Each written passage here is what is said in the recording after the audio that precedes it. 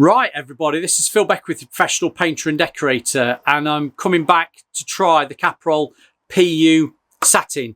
Now, a few weeks ago, I used the Pu gloss that I actually liked, and a lot of people had commented saying if you've used the gloss and you like it, you probably find that you'll love the Pu Satin. So I've got a can of the Pu Satin because, you know, if you watch the previous playlists of me testing paints out, and particularly the one that's in the playlist about the Pu gloss, I bought 3 sample cans of the Haftprimer, the Pu gloss and the Pu Satin. So I've got that.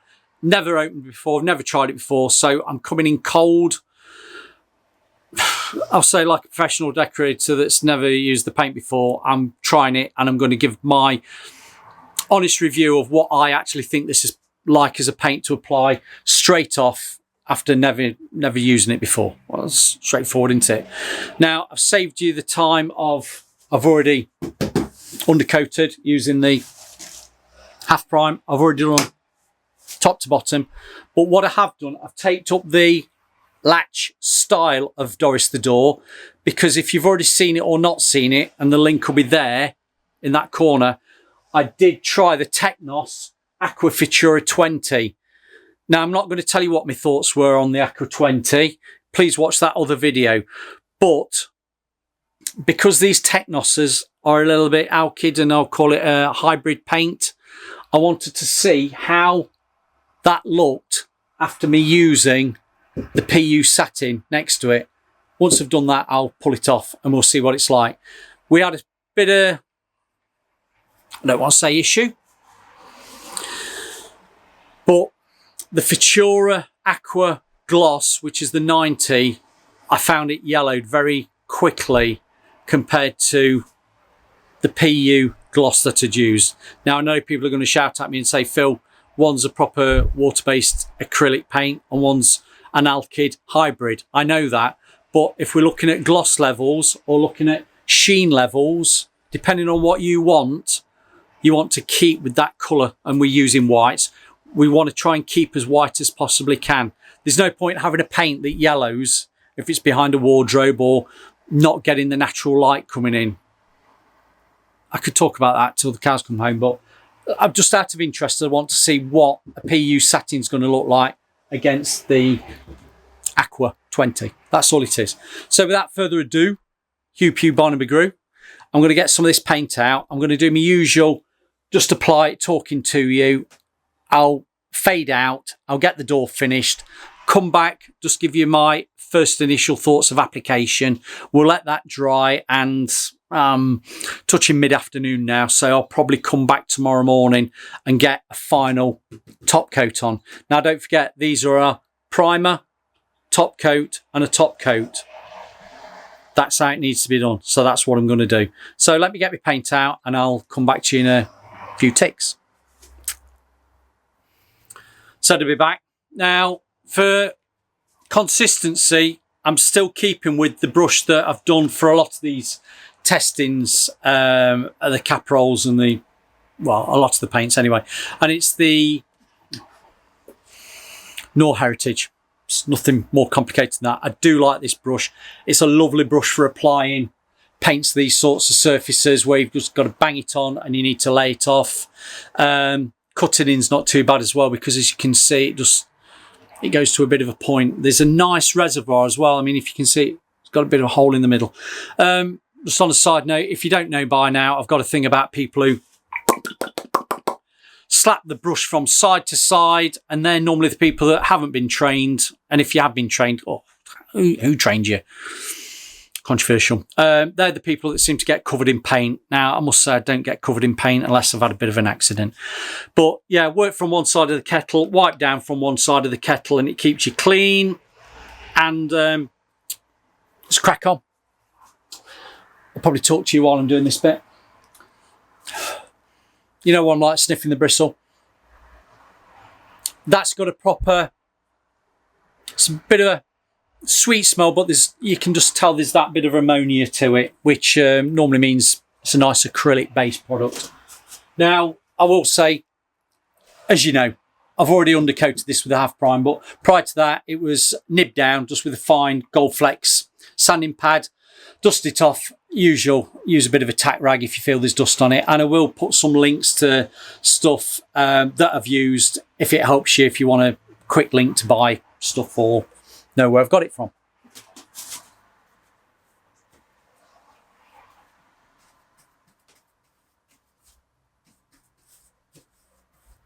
I've not got a lot of paint on my brush because you don't want to overload it and get it running. You might have seen on some other videos that I've done over the last 12 months, some paints seem to creep more than others, which is very frustrating. And as somebody once said to me, Phil, if you can't apply paint, what hope is there for anybody else? Wipe your brush down when you come to lay off so you're not putting any more paint on when using your tips of your bristles. And literally I'm using the tips of the bristles just to lay that off. And so far so good on the application of that. I don't bring it forward. That looks actually a very nice white compared to the primer, with it being a flat finish. A little bit of an off-white on that primer. That's not a bad thing. Primer undercoat, I'm going to call it. I'll go to my second one.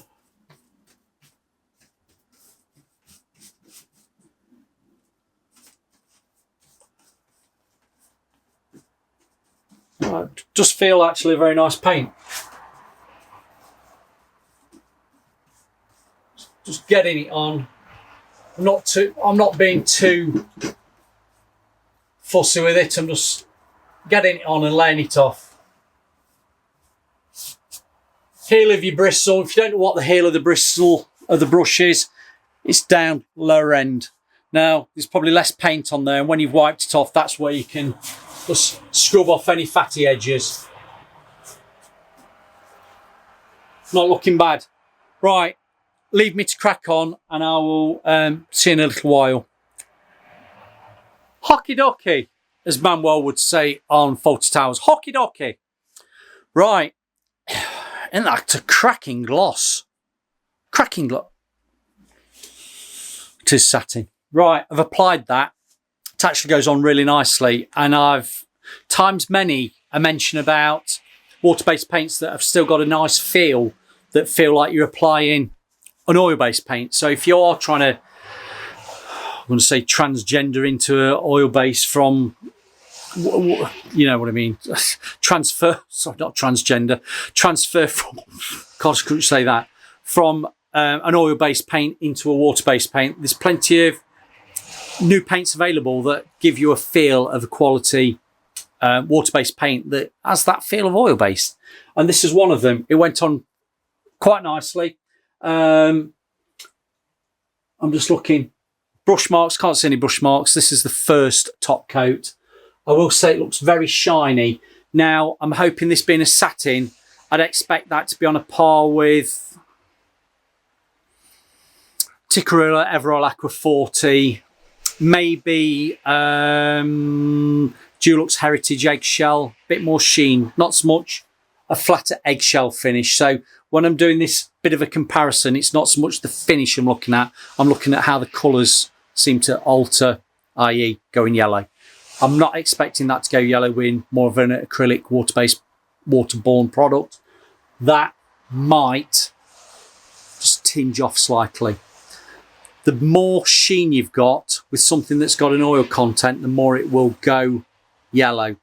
The lesser sheen content, like an eggshell, flatter finish, I won't expect it to yellow so much. But we'll find out. But all in all, that's gone on really nicely. At the moment, it looks a cracking gloss finish. I'm hoping when I come back tomorrow, that'll have dulled down to a nice satin finish, and we'll see what the actual satin looks like. But all in all, quite impressed. I'm going to wash the brush out. Past experience with the Caparol PUs, they wash out really nice. Whereas the Teknos, I did find, left a bit of a sticky, oily residue to it. And on that note, let me go and get washed up, and I'll go and get a beer, and don't drink. Let me go and get a drink of Coca-Cola, Pepsi, anything like that, and let's crack on. See you tomorrow. Morning everybody, I'm back. It's round 2 now. Just to recap, we faded out, faded back in. That, you know how I showed you how shiny, I won't say glossy, how shiny it looked yesterday. I would say 3 hours in, that was still drying off. Now, I know it was getting into early evening in the UK and the temperatures outside have probably dropped. And we all know about temperatures and drying times and humidity can affect the actual drying time of a paint. Now, supposedly 1 to 2 hours as drying time for the PU Satin, which is fine. They reckon recoat time's about 10 hours and to be on the safe side, probably 24 to 48 hours before it's properly starting to cure. Always check a technical data sheet online. So it did look very shiny when I checked it last night. Now we are next day. It's had well over 12 hours and it's dry. It's all nice and dry. I'm not going to nib it down. I'm going to keep it as it is. You could nib it down if you wanted. And I always use a gold flex if I'm doing anything like that. I'm not doing that now because I just want to keep it as it is. Sheen level. It's supposed to be 20% on this satin, PU satin, which should match, as near as damn it, the Futura 20 Aqua. So when it has dried off properly, I'm expecting a very similar sheen level. So we can do it I'll say light for light, you know what I mean. So all in all, that's not looking too bad. As it is now with that first top coat on, I would say it does look a little bit more sheen as a satin finish than the Futura 20, which I must say I do quite like the finish of that Futura 20. It doesn't look too shiny, doesn't look too flat. When I say too flat, if you've seen the video where I do some product testing with the WRX eggshell, and I used it on the flat renovation. There's some playlist there. I found that too flat to finish, the eggshell finish of the WRX. The WRX satin wood finish, I actually quite liked with a little bit more sheen. But I will say that it's like apples and pears up the stairs. It's like chalk and cheese. I would say these paints are on a little bit of a more next level to what that WRX is. The WRX paint is. I'd say the WRX paint's nice. If you've watched those videos, you go, oh, they're fine. They're suitable for your needs. But personally, I prefer, I don't want to say a little bit better quality paint, but I prefer these paints that have been tested than the WRX. But saying that, the WRX paint, the satin wood, I did like, and I've done my bedroom. I'll say my bedroom. It used to be my bedroom on the flat renovation when we used to live there. We haven't lived there for 18 years. So yeah, I still call it my bedroom. It should really be our bedroom. But anyway, right, I'm going to crack on. That isn't bad. It's pre 8 o'clock in the UK. I'm going to get on with it now because the temperatures are low. My application should be fine. If it gets too warm, you find application can be a bit hard work.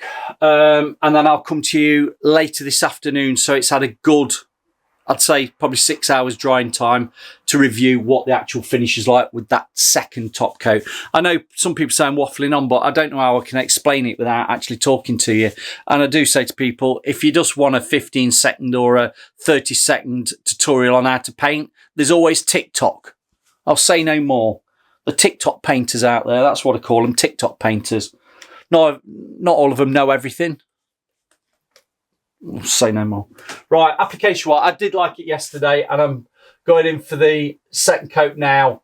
I'm expecting this to go on a lot better because we're going over a satin finish now and not a drier primer undercoat finish, which stands to reason.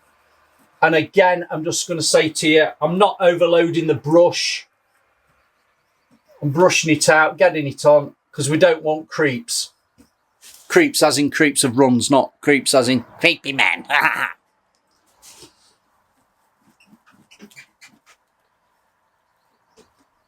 Tips of the bristles laying off. Your open working time should be fine. And I've said before on the last coat, just use your heel of your brush just to knock any fatty edges off. And I will look at that. That looks nicely coated up. Let's try this next one, then we'll fade out. We'll fade out into nothing.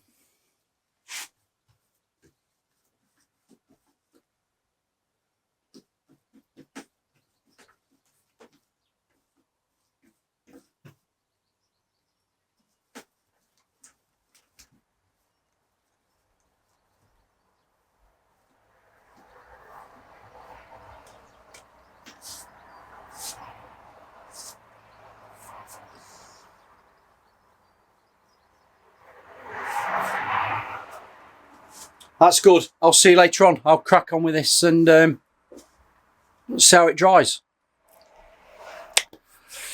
Just quickly, I've just coated it up, and application wise that's nice. I'm not saying it feels like it's pulling, but you do feel like you're putting a thicker paint on. It's flowing out nicely. Just be mindful when you do paint your doors or panels that if you have got an edge around your moulding, that you do blend in to that bit of a, you know, where I knocked it off with the fatty edges. Just make sure you blend in your rails, your stiles and your mullion rails in nicely to that edge across the top and the side of your mouldings. Don't miss it, because with it being knocked off of a fatty edge, it can feel like it's a bit like on oil-based paints. When you knock it off, you've still got a bit of paint on that surface that might be a bit tacky, sticky, because obviously it's not fully dried. Some paints, water-based paints, will dry quite quickly and you won't know it's there. With this, because it's that little bit, the viscosity of the paint being a bit thicker, you might feel it's still there. And when you go over that area, I don't want to say flashing, but you might literally flash over it and not coat it up. I hope that makes sense. Give us some comments if you're not understanding what I mean on that. But what I'm trying to say is, when you go round where you've knocked off your fatty edges, make sure you're applying the paint over that area, that you're not missing it. That's probably a bit better way of putting it. Now, what I'm going to do, I am going to just take that tape off before it fully dries. And let's see what it's like in a few hours' time. And I said probably about 6 hours. Now, just to recap on this, I don't know whether I mentioned it, you can spray this, and this is one of these paints that it's supposed to be really good to spray. If you're doing airless, you probably want to be looking at a 0.08 to a 0.11. That's what the technical data sheets telling you. And they do say about thinning of 10%. Now, I do know with some of these PU satins and glosses and the Caparol range, a lot of people are using those heated hoses and finding good results because they don't need to thin the paint. Now, if you want to buy heated hoses, if anybody wants to sponsor me with a heated hose for me to try it out, I'd be blown away, because heated hose kits are, what are they? £1,000, £2,000, £3,000. It's a lot of money. It's a lot of investment for how often you might be using it, unless you are using heated hoses and spraying quite regular. So, yeah, that's just on a side note.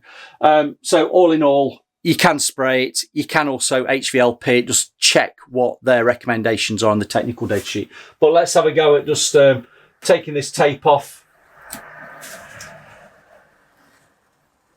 I know there might be a bit of a tape edge on the very edge. That's a bit of a daft one. Tape edge on the tape edge, yeah. There might be a bit of glue residue. The tape's coming off all right. And what I want to do, Hugh Pugh Barnum McGrew, I want to just see how the colouring is. I'm not on about because they're both whites, but I just want to see if one's yellowed off more than another. So, yeah, what I'll do, I'll see you later on. I'm going to get some breakfast now and probably see you this afternoon. Right, I'm here, I'm back. It's been easily 6 hours. It's all nicely dry. I have to say, after 2 hours, that was still hanging wet and looking like a pure 100% gloss finish. It was that wet. But as I say, air temperature probably not enough to really dry it off quickly. But now with good 6 hours in, that's lovely and dry. Won't be cured properly. Give it a few days. Now, what I wanted to see is what the difference was between this being the Caparol Pu Satin and then the Futura Teknos 20. Now, they're both supposed to be at a 20% sheen level, and already looking, bring you a bit closer, already looking on here, I don't know whether you can see it, let's see if we can get it. I can just see a slight difference in sheen level. That is, to me, what I'd expect of more of a 30 to 40 sheen level. That's probably more sheeny and shiny than I'd expect for a 20. Quite possibly the Teknos, the Teknos, you might say isn't a 20, it's more of a 10. But there is a difference between the two. So as 20s go, they're not the same. Colouring wise, they're both supposed to be whites. That's got a bit of a tinge to it that might be the alkyd resin just knocking it off slightly. The Caparol is a very nice white. Actually, a very nice finish. It's got that bit more sheen to it. Which do I prefer?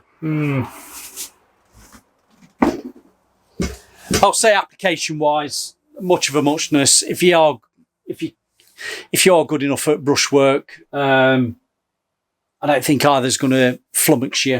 I know a lot of people are using rollers because are you using a roller on doors because you don't like using a brush? I'm not sure, but as a finish,